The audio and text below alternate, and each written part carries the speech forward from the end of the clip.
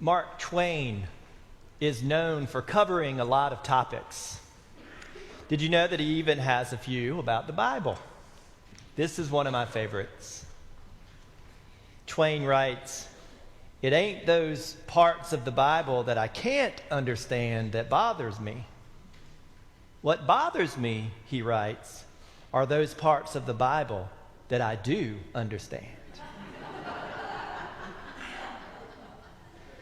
So in our reading today from Mark, I think we can get a sense of what Twain is saying if we look through the lenses of the character Peter, who comes to us today. Earlier in Mark's gospel, just before the passage that you heard today, Peter hits a home run. The home run of all home runs. Remember, Jesus asks his disciples, "Who do you say that I am? Who do people say that I am?" And the other disciples basically respond, "I don't know." But Peter gets it right. Peter says, "You are the Messiah."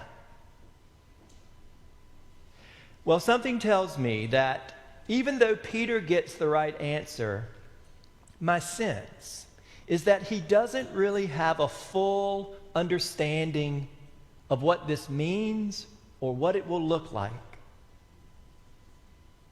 "You are the Messiah," he says. But what does that really look like?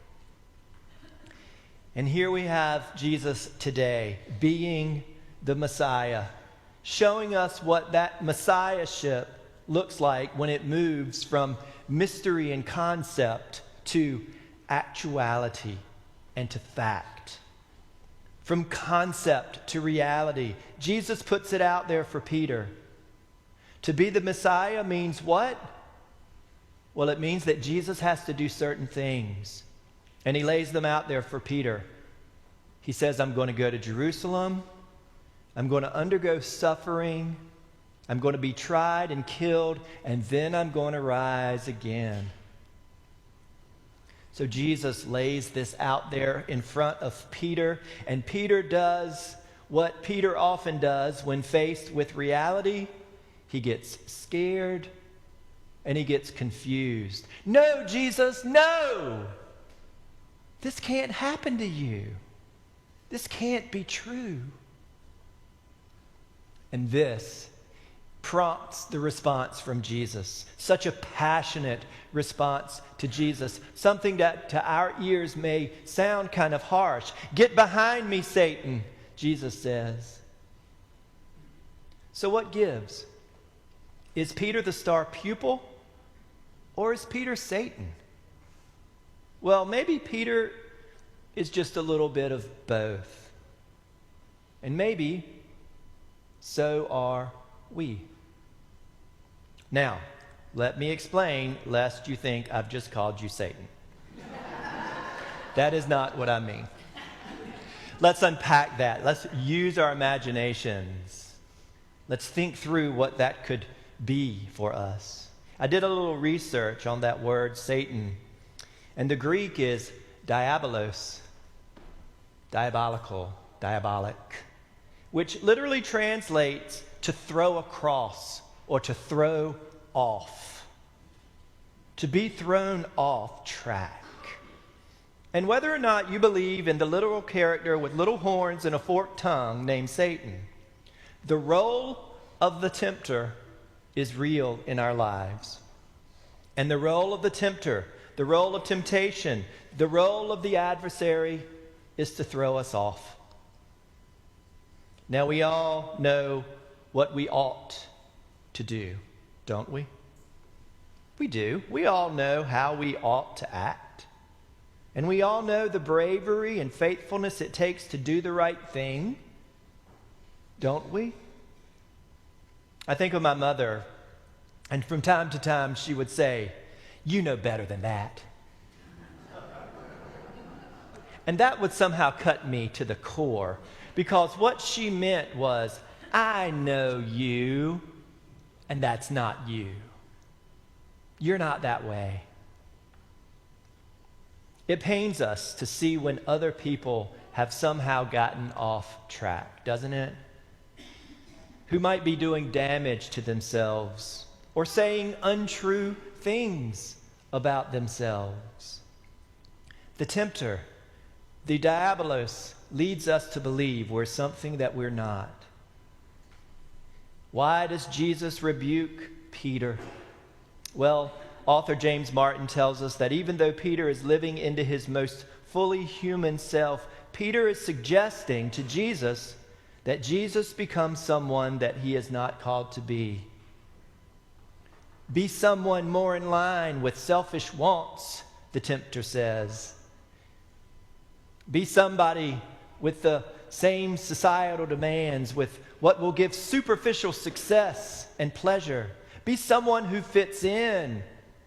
Be someone who never poses a threat to the status quo, the tempter says. Be your false self, the tempter says. Who is Jesus called to be?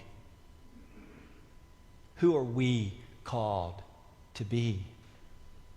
How do we most authentically and fully live into this relationship between disciple and student, between Jesus and ourselves? That's what the season of Lent calls us to examine. It calls us to examine who we are called to be and who the tempter might try to convince us we are instead. It's no accident that earlier in Mark's gospel, Jesus heals a blind man. It's a really interesting story, and it has similarities between what is happening today with Peter. So here's the story. Look, everybody, a Bible. In the Episcopal Church. So this is what happens earlier. They came to Bethsaida, and some people brought a blind man to Jesus and begged him to touch him. Jesus took the blind man by the hand and led him out of the village. And when he had put saliva on his eyes and laid his hands on him, he asked him, "Can you see anything?" And the man looked up and said, "I can see people, but they look like trees walking." Then Jesus laid his hands on his eyes again, and he looked intently, and his sight was restored, and he saw everything clearly. So I don't think it's an accident that Mark puts this story before the story of Peter. Because notice that when Jesus touches the man for the first time, it doesn't fully and completely take effect. The man does not see everything clearly on the first touch. And Jesus has to touch the man a second time to completely restore his sight. And today Peter reflects that same blind man. And so do we, to some extent. His first touch with Jesus brings about a moment of clarity. "You are the Messiah," Peter says. But still, Peter doesn't fully get it.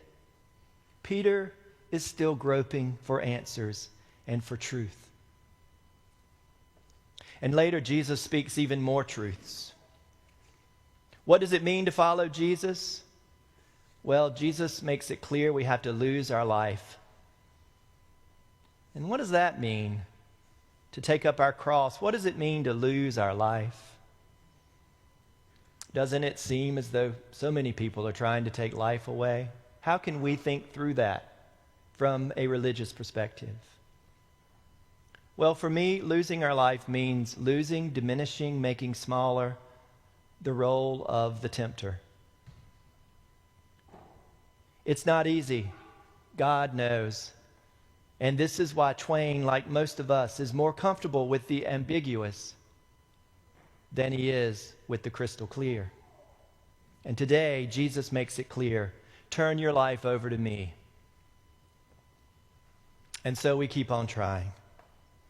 We live life as religious people. And this doesn't always mean we have all the right answers. And as religious people, just like Peter, it can mean that we go back and forth, back and forth.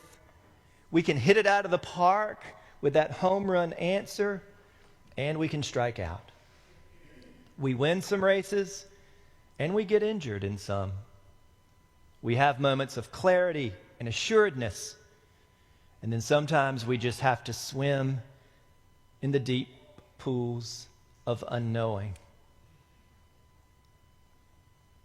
We may not always see clearly, but that's not really the point.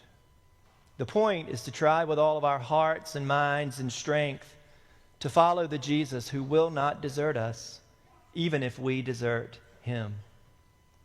We declare Jesus as the Messiah, even if we can't fully understand what it means. And we give up the life the tempter would have us live in service to the life that Jesus has given us. And like Peter, we move toward Jesus.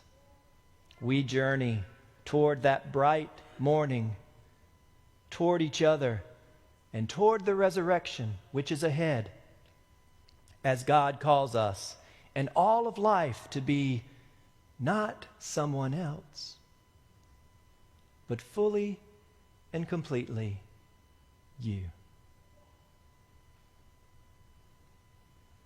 May it be so.